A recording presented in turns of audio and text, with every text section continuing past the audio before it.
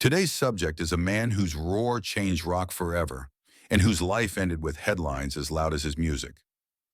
Ozzy Osbourne. From the factories of Birmingham, he rose to dominate the world stage as the electrifying frontman of Black Sabbath, then carved his solo legend with anthems like Crazy Train and a festival empire through Ozfest. He sold over 100 million records, turned chaos into a signature, and even opened his home to millions through the groundbreaking reality show The Osbournes. Yet his path was anything but calm. Firings, addictions, scandals, and near-fatal crashes mark the same story as platinum albums and roaring crowds. On July 22, 2025, the world mourned as news broke that Ozzy had passed away, only weeks after a triumphant farewell show, leaving behind not only a towering legacy in music, but also an estate worth hundreds of millions, tangled in trusts and plans for those closest to him. His wife Sharon now stands as guardian of his brand and fortune, while six children, Aimee, Kelly, Jack, Jessica, Louis, and Elliot, carry forward the name and inherit the weight of what their father built through brilliance, rebellion, and resilience. This is the story of Ozzy Osbourne and the heirs who must now live with the shadow and the treasure he left behind. Jessica Osbourne, born in England in 1972, arrived before the world knew her father as a rock icon. In her earliest memories, Ozzy was just a young musician carrying his guitar home late at night, smelling of smoke from tiny clubs, his eyes set on something bigger. Her childhood was simple but unsettled, shaped by music echoing through the house and by his constant absence. As Black Sabbath rose to power, that absence became permanent. By the time Jessica reached her teens, Ozzy was no longer the man coming home from gigs. He was a name on posters, a voice on records, someone she saw more in magazines than at the kitchen table. When the marriage between Ozzy and her mother Thelma collapsed, Jessica learned quickly that fame came with a price. She stayed in England, living quietly while her father built a new life with Sharon and their children, a life that would later be broadcast to millions through MTV. Jessica refused that spotlight. She chose a path in art and design, building a private career far from red carpets. Yet her surname followed her into every room, a constant reminder of both pride and distance. For years she kept away, convinced that the man celebrated on stage had left her behind. The plot twist came quietly. Months before his final concert, Sharon invited her to a private family meeting. Jessica hesitated, then walked into a room where Ozzy, frail and soft-spoken, looked at her with a kind of regret no words could fully explain. It didn't erase years of distance, but it gave her something she never expected, a moment of peace with her father. On July 22, 2025, when Ozzy Osbourne passed away, Jessica mourned in silence as the world mourned loudly. Then came the will, revealing her name among the heirs. Sharon would manage the estate during her lifetime, but Jessica would receive a share of the royalties and assets her father left behind. For her, that inheritance was more than wealth. It was recognition that even in a life defined by chaos and fame, Ozzy never forgot his first daughter. Louis Osbourne, born in Birmingham in 1975, grew up in the same uncertain early years as Jessica, watching his father chase a dream that often pulled him away from home. As a small boy, he would sit by the window waiting for Ozzy to return from rehearsals, sometimes rewarded with a laugh and a hug, other times left wondering when he might come back. When Black Sabbath exploded in the mid-70s, Louis was old enough to feel the absence clearly. His father's voice was everywhere, on records, on television, but rarely in the house. By his teenage years, Louis carried the weight of the Osbourne name through schoolyards and into young adulthood. Everyone knew who his father was, and with that came whispers, assumptions, and expectations he never asked for. Instead of following the path of heavy metal, Louis found refuge in a different sound. He fell in love with DJ culture, mixing beats in small clubs, creating a life that was his own. He rarely spoke of his father, choosing to earn respect on his own terms, far from the chaos of stadium tours and tabloid headlines. But the shadow of Ozzy was never far. In 2010, years into his DJ career, Louis gave a rare interview where he admitted feeling abandoned during his childhood. His words sparked brief controversy, a headline that cut through his otherwise private life. Yet that honesty set in motion something unexpected. Through Sharon, Ozzy reached out. A series of quiet phone calls followed, moments where father and son finally spoke without the noise of fame, trading regret and forgiveness in measured words. When Ozzy's health began to fail, Louis kept his distance from the cameras but not from the family. He watched from the crowd during the farewell show in Birmingham, blending in, not seeking the spotlight, but feeling every note. And when the news broke on July 22, 2025, that Ozzy had died, Louis felt the loss in a way few could see. The will confirmed what those private calls had hinted at. Despite years apart, Louis remained part of Ozzy's story. He was named among the heirs, set to receive a portion of the vast estate, royalties, properties, and rights that symbolize both the success and the scars of his father's life. For Louis, the inheritance is not a ticket to luxury, but a connection to a man he once thought had forgotten him, and a legacy he now carries quietly in his own rhythm. Aimee Osbourne, born on September 1983 in London, arrived in a different chapter of Ozzy's life. After the chaos of his first marriage, during the rapid ascent of his solo career with Sharon by his side.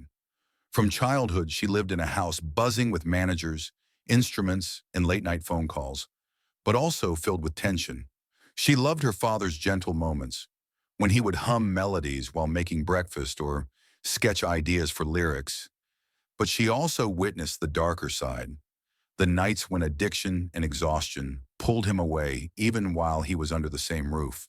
As Aimee grew, she saw fame not as a blessing, but as a storm that never stopped swirling. When MTV offered to turn their home into the Osbournes, she alone refused.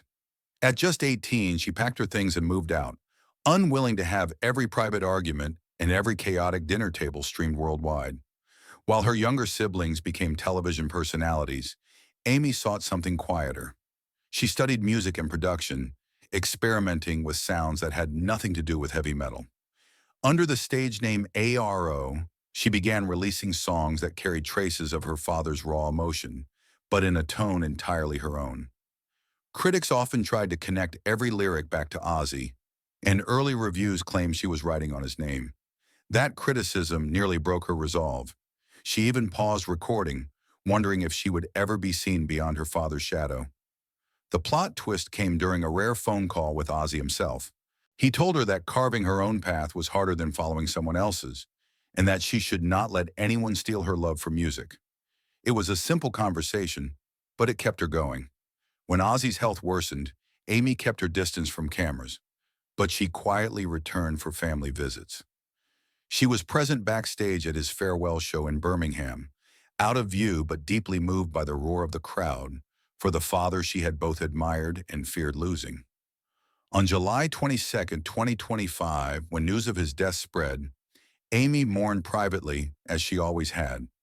But the reading of his will brought her back into the public eye. Alongside her siblings, she was named a principal heir. Sharon would oversee the estate, but Aimee's share of royalties and assets would come in time. Proof that her father saw her not just as the daughter who walked away from the cameras, but as someone who carried his creative blood in her own quiet way. For Aimee, the inheritance is not just wealth, it is a bond renewed, a reminder that even from a distance, her father never stopped believing she was part of his legacy. Kelly Osbourne, born on October 27, 1984 in Westminster, arrived into a household already pulsing with fame and volatility. As a little girl, she spent nights curled up on a backstage couch while Ozzy prepared to walk out to arenas, the sound of tuning guitars and distant chants filling her ears.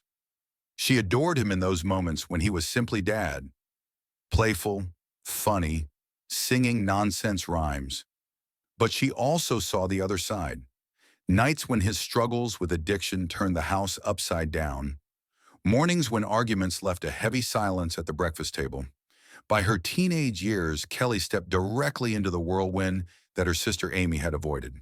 When MTV's The Osbournes began filming, Kelly embraced it with bright hair, blunt honesty, and a rebellious edge that instantly made her a talking point.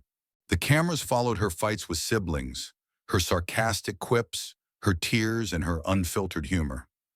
Overnight, she became both loved and mocked by millions. Critics dismissed her as just Ozzy's loud daughter, but she leaned into the chaos, releasing her debut album, Shut Up, in 2002, and carving out a path in entertainment that mixed music, acting, and later fashion commentary. Yet the weight of the family name was never far.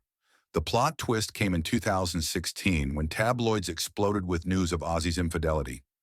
For Kelly, the betrayal cut deep.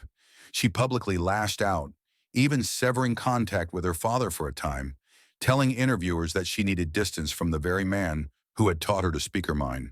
It was a break few expected, and it lasted longer than many realized. But time and perspective work quietly. After becoming a mother in 2022, Kelly began to understand the complexities of parenthood, and slowly the rift began to heal. In 2025, as Ozzy's health declined, Kelly was among those at his side behind the scenes, choosing support over old resentment. She watched from the wings during his final Birmingham show, fighting tears as the crowd thundered his name. Weeks later, on July 22, 2025, she lost him forever. In the will that followed, Kelly's name stood with her siblings as one of the principal heirs. Sharon retained lifetime management of the estate, but Kelly would eventually receive a share of the royalties, properties, and rights that defined her father's decades-long career. For Kelly, the inheritance is more than numbers on paper. It is the culmination of a complicated bond, years of love, anger, distance, and reconciliation. She now holds not only a part of Ozzy's vast fortune, but also the responsibility to help protect and honor a legacy that shaped her life, for better and for worse. In interviews since, she has spoken softly of him, no longer the rebellious teen on MTV, but a woman who understands that carrying the Osbourne name means carrying both its scars and its triumphs. Jack Osbourne, born on November 8, 1985 in St. John's Wood, London, was the youngest of Ozzy and Sharon's children, arriving when the family was already firmly rooted in both music history and chaos. From his earliest memories, life was a mix of backstage corridors and long absences. A father who could make him laugh one minute and leave him confused the next. He grew up watching Ozzy at his most tender and at his most volatile, learning too soon that fame brought not only admiration, but turbulence. As a boy, Jack tried to keep pace with the strange normal of his household. Road cases stacked in hallways, managers coming and going, and a father whose moods could swing as wildly as his stage presence. When the Osbournes began filming in 2002, Jack, still a teenager, stepped into the spotlight alongside Kelly. The cameras captured his wit and awkward charm, but also his restlessness, the signs of a young man struggling with identity under constant public scrutiny. The fame was immediate, but so were the pressures, and before long, Jack slipped into heavy drinking and prescription drugs, a spiral that mirrored his father's struggles. The plot twist came after rehab, when Jack chose to rebuild rather than follow the path that had nearly destroyed him. He reinvented himself behind the camera, producing television and documentary projects that showcased adventure, history, and survival. Stories far removed from the tabloid circus of his youth. His openness about being diagnosed with multiple sclerosis in 2012 revealed a resilience few had seen on MTV. Ozzy often spoke with pride about his son's courage, even as his own health began to decline. The bond between them deepened quietly, not through grand gestures, but through shared understanding. Both had faced demons, both had learned to stand back up. In the final chapter of Ozzy's life, Jack was more than a son. He was an anchor. He helped coordinate aspects of the farewell show in Birmingham, standing by as his father walked slowly onto the stage for one last roar from the crowd. When Ozzy passed away on July 22, 2025, Jack was left not only with grief, but with the complex legacy of a man who had shaped his entire life. The will confirmed what Sharon had already shared privately. Jack was named among the principal heirs. While Sharon would manage the estate during her lifetime, Jack would inherit a share of the royalties, properties, and brand rights that represented decades of music and history. For Jack, the inheritance is not simply a fortune, it is a duty. It is the weight of a name once broadcast into millions of homes, the responsibility to honor a father who was both flawed and extraordinary. Today, Jack continues his production work, raising his own children with lessons hard-won from years in the public eye. And in quiet moments, when he hears one of his father's songs drift through a radio or a memory, he carries that legacy forward, knowing that his own life, like Ozzy's, is proof that from chaos can come strength, and from pain can come a future worth protecting. And finally, it's impossible not to mention the special son in Ozzy Osbourne's life. Elliot Kingsley, born in 1966, the child Ozzy chose to adopt during his first marriage to Thelma Riley. Elliot grew up during the years when Ozzy was still fighting for recognition, playing late-night gigs in small venues while trying to provide for a young family. As his father's world turned into one of sold-out arenas and relentless tours, Elliot stepped back from the chaos, building a quiet life far from the stage lights. He never sought fame through the Osbourne name and stayed out of television cameras and public interviews, carving out his own path. Yet when Ozzy passed away on July 22, 2025, the reading of the will revealed Elliot among those remembered in the estate. It was proof that even in a life defined by turbulence and reinvention, Ozzy never forgot the son he welcomed by choice rather than by blood. 6 children. And now, with Ozzy Osbourne gone, the family stands at a crossroads, bound by grief, by inheritance, and by the complicated love of a father who was both a legend and a man who made mistakes. Beyond the gold records and headlines, what remains is a tangle of scars and treasures, a legacy that each of them must carry in their own way. If you felt the weight of this story and want to follow more untold lives behind the icons, subscribe to hear what comes next. Thank you for listening.